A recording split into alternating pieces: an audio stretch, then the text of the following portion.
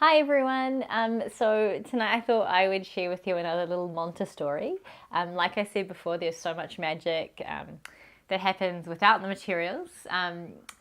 But this story did involve a Montessori material, and I think this is another kind of great area that all Montessori teachers struggle with is, there are certain ways that we present the materials, and sometimes the children will get really creative with that and find different ways of using them, which is great. And sometimes that, develops into new learning, and sometimes it develops into a big mess and it's a work avoidance and we have to redirect it. But this one particular time, it did actually turn into something pretty cool. So we have bead bars in Montessori, which go from like 1 through to 10. And they use them to kind of make patterns with the multiplication tables, and I will show them in another video. I don't have them today. But what the children were using them for this time was they were using them to make ice creams. And so what they had a container that was like a cone, and they would make an ice cream flavor, say 52. And they'd have to put the amount of bead bars in there, and then they'd sell the ice cream flavor 52. And someone would check it and they'd write a receipt, and there was a whole little shop going on. So it was quite cool because they were finding different ways to make numbers. So I let it carry on.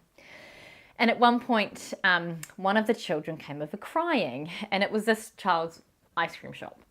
And I said, what's wrong to this child? And they said, well, I've been fired from my ice cream shop. And another child had come up and said, well, you can't be fired from your ice cream shop because it's your ice cream shop.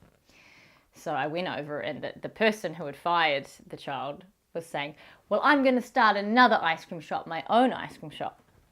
And I actually said to this child, I said, well, in real life you can't do that because there's something called a restriction of trade.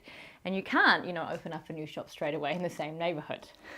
And at the same time I asked the other child, I said, did you ask your other employee why they were upset? Why they wanted to fire you? And the child said, well, no. I said, well, why didn't you ask? And so he asked, and the boy who had wanted to fire him had said, well, I'm not getting paid. And so then what happened was we ended up figuring out, well, we have to give him a bit of the profit of the ice creams. And so because the person who was running the shop was quite young, I said, maybe you can just give the child half of whatever the ice cream, whatever the price you're selling it for, give the other child half. And the other child came back and said, but that's giving me way too much profit, of your profits. So we just kept it at half because it was easy. But it was amazing how this little ice cream shop turned into this whole kind of, real world discussion. And I just wanted to share that story because that's another example of how something that can look a bit like a game or sometimes a misuse of materials, when you add this kind of build this discussion around it, it becomes, a much more interesting learning experience, and it reflects real life in a lot of ways. So I hope you enjoyed it.